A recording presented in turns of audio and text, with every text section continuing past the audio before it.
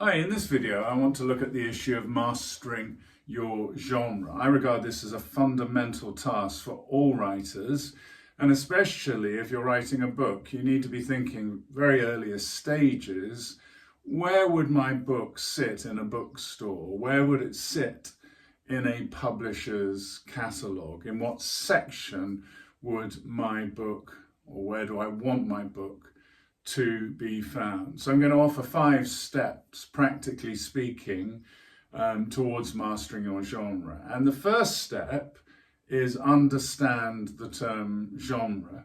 This word genre goes back to a Latin word, genus, which refers to a tribe, race, or group of people with shared characteristics. Think of the opening scenes of the magnificent film Gladiator, where you have this massive battle, this intense fight between the Roman legion that's commanded by Russell Crowe's character Maximus, and you have pitted against them the German barbarians, a very different outfit of people, dressed differently, for example, in animal furs, but also seemingly much more of a loosely coordinated group of people, very passionate with sort of rudimentary weapons like axes and spears, whereas the Roman army is much better equipped, much more disciplined, more tactically savvy, etc.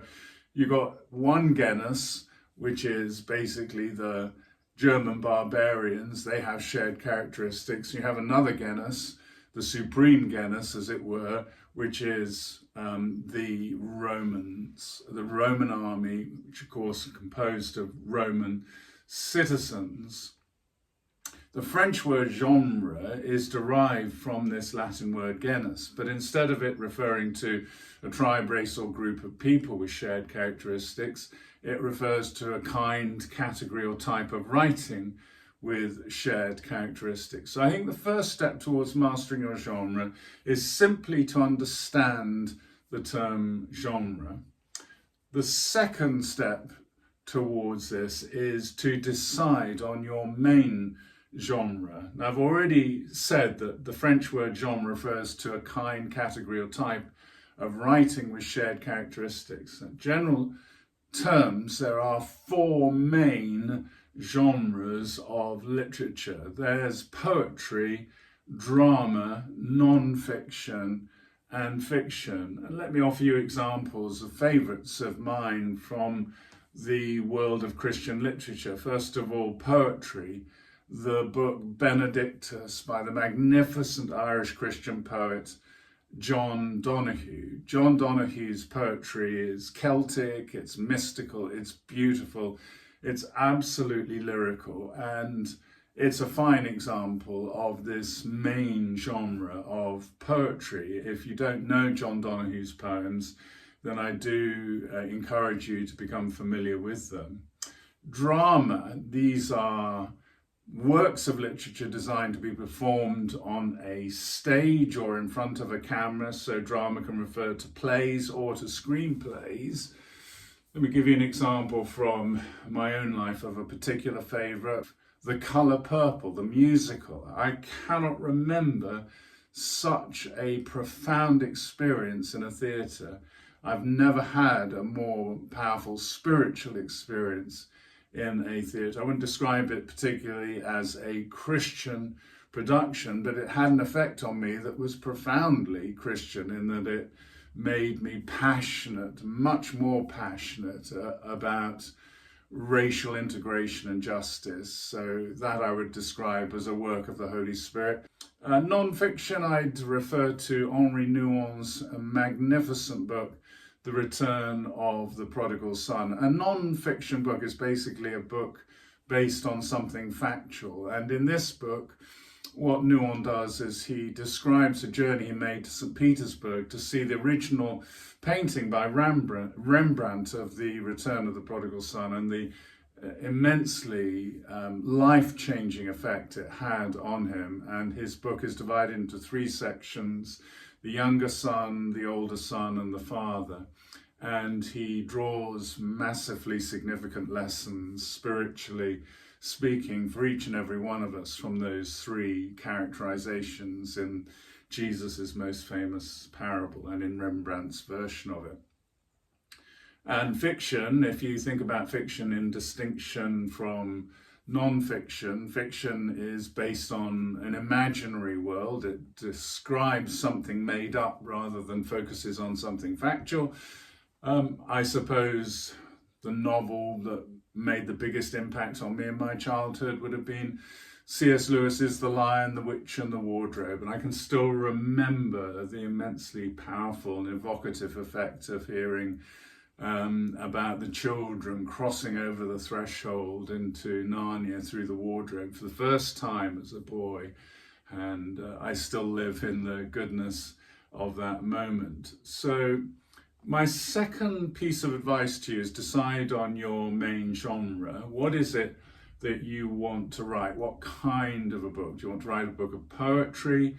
Do you want to write a play or a screenplay, drama in other words? Do you want to write a work of non-fiction? Or do you want to write something more imaginary and creative, a work of fiction like, for example, a novel? My third piece of advice to you is drill down into a subgenre. This is very important. This next section of what I'm about to say is probably one of the most important sections of this little session. In each of these four main genres, poetry, drama, non-fiction and fiction, there are more specific categories, or what are known as subgenres. So for example, if you take poetry, poetry comes in very different forms. You can have ballads, you can have epics, you can have lyrical poetry, you can have romantic poetry, you can have beat poetry. There's so many different flavors of this word poetry, or subgenres of the genre of poetry. And ditto with drama, where you can have tragedy, or you can have comedy, or in the realm of screenplays, you can have horror like Jaws, or action thrillers like Die Hard. So let's have a look at some of the more common subgenres we find in non-fiction and fiction, and focusing on specifically what Christian authors mostly write. So if we look at non-fiction, first of all, a lot of Christian literature would be made up of, for example, history like Fox's account of the Christian martyrs, memoir, for example, Corrie ten Boom's The Hiding Place, instruction books. I've already referred to Henri Nouwen's The Parable, or The Return rather, of the Prodigal Son. Devotional books, these are the sorts of books that are non-fiction in character or in genre, which a lot of Christians will write, but they're subgenres. They're more specific categories within the four general genres. And then in fiction, I guess you could say that a lot of Christian authors have decided to focus on writing biblical fiction, which is imaginative reconstructions of the events surrounding individual characters in the Bible, like, for example, Joshua or Moses, or Naomi or Ruth. And then there's apocalyptic fiction, which is end of the world type fiction, like Timothy LaHaye's The Left Behind series, which have had a remarkable impact on people worldwide. And then there's supernatural fiction. I remember when in the 80s, I think it was, Frank Peretti wrote the novel This Present Darkness. It's really a very supernatural kind of vision of the Christian life, and bordering in some ways, I would say, on the horror genre. Quite daring, audacious, but immensely popular and extremely commercially successful for the author. And then there's romance novels. Francine Rivers and other Christian authors like that have specialized in more romantic type stories from a Christian perspective. So there are these four main genres, but then there are these subgenres. And then now I'm going to get even more specific as we drill down into our topic. There are niche genres as well within these subgenres. So, for For example, if you take romance, the last of the categories that I've just looked at, you could say that there are the following niche genres: Gothic romance, which is dark, desolate love in a setting of horror, decay, and death. Historical romance, don't forget the popularity currently of Regency romance stories. That's to say, romantic love stories set within the reign of George III. Bridgerton would be a classic example of that, and the Bridgerton effect, as publishers call it, has been very strong in terms of spawning new Regency romance stories. There's paranormal romance, Twilight, for example, by Stephenie Meyer. Erotic romance, 50 Shades of Grey, E.L. James, not my favourite kind of writing, I have to be honest. There's religious romance, which focuses on religious figures like priests, Catholic priests particularly, attractive subject. Think of Colleen McCulloch's Thornbirds, which in the 70s was very popular indeed and was turned into a very, very popular television mini-series starring, if memory serves me, Richard Chamberlain as the Catholic priest and Rachel Ward, the woman that loved him.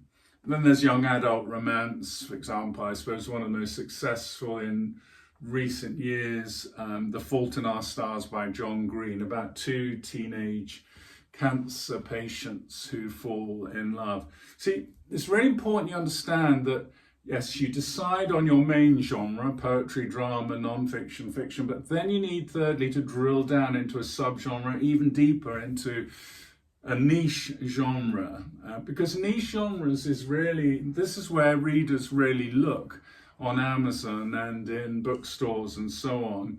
There's even niche genres like NASCAR themed romance novels these days, so you can become very specific indeed, but this is where readers look. They don't look at the big genres like, for example, poetry, drama. They don't type in non-fiction or fiction. They don't even type in crime fiction. They will type in something much more specific like cozy crime or psychological thriller, etc. So thirdly, drill down into a subgenre. And the fourth step that I would encourage you to take is to take note of hybrid genres. Now, what do I mean by that? There is a great tendency at the moment amongst authors, which publishers really like by and large, to blend different genres together, genres that wouldn't normally be seen dead together. But there is something quite exciting that can happen when there's a creative fusion between surprisingly different genres. Let's take, for example, the fusion of sci-fi and westerns. Now, that's not a piece of blending that you would necessarily automatically assume would work, but it really does work as a hybrid genre. What you have here is the familiar tropes of Western stories, but in space. So, for example, Lawless Frontiers, gunslinging heroes, villains with guns, Wild West clothes, Wild West type slang, but all happening in space. There's an element of this that goes on in the earliest versions of Star Trek, certainly in Star Wars with characters like Han Solo, but you really begin to see this creative fusion or hybrid blending of sci-fi and westerns in the magnificent TV series entitled Firefly, which then became a film called Serenity. You also see elements of it in Guardians of the Galaxy. But I'm guessing that the most popular kind of genre blending right now is the blending of two genres which independently are probably two of the 5 most popular genres that readers want right now, which are romance and fantasy. And so what we've got now is a new category, a new kind of blended genre called romantasy, which is the hottest new genre on the internet, especially on TikTok, on BookTok, Bookstagram, etc. Think, if you want an example, of last year's best-selling example of romantasy, which would have been Rebecca Yaros's Fourth Wing, where you've got the kind of normal elements of a romance story, but they're happening in a sort of Middle-earth type fantasy world.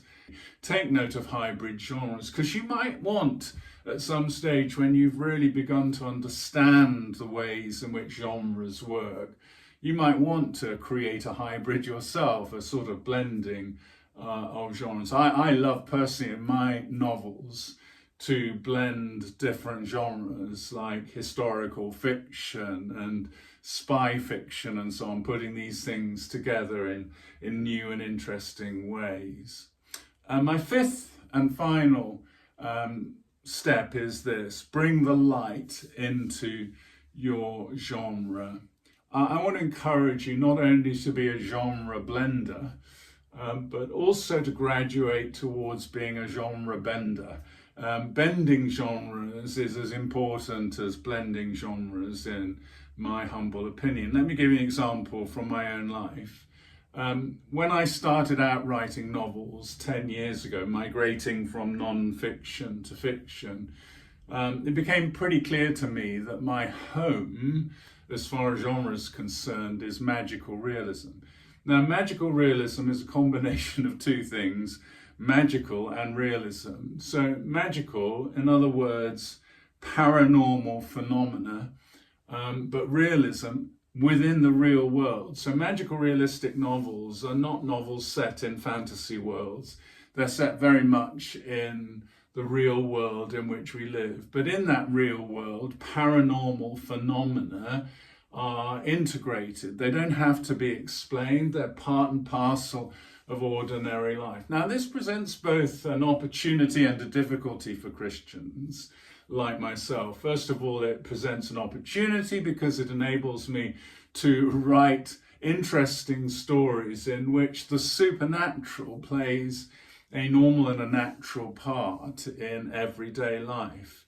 But there's also difficulty involved in this, because magical realism as a novelistic genre and as a film genre originates in Latin America. And actually, within those roots, there's much more of a focus on psychism and on paganism within the whole realm of the paranormal. Now, I'm uncomfortable with in any way celebrating psychic phenomena or in any way celebrating pagan phenomena. So as a Christian, I have started to bend this genre of magical realism into what I call mystical realism, where the phenomena that I describe as part and parcel of ordinary and real life are much more compatible with the biblical supernatural phenomena we see described throughout the pages of sacred writ and are part and parcel of ordinary, normal New Testament living, the prophetic, the world of dreams, angels, and so on.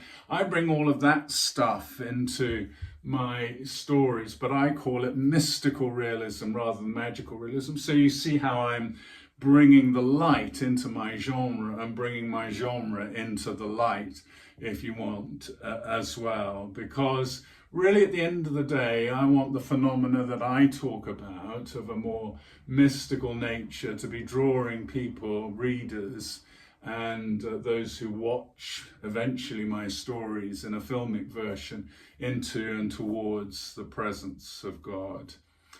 So let me finish there. Those are my 5 steps or tips, practically speaking, towards mastering your genre. I'm full of respect for Christian authors that I know and I love who have successfully mastered their genre and who are writing in the light. I think of my wonderful twin sister in America who years ago started writing serial killer crime fiction, but trying to bring the light of her faith into that very harsh, dark world of brutal killings and of criminal detection. And I'm full of admiration for the way she's doing that now with psychological thrillers. Do follow her, Claire Stibbe, on Amazon.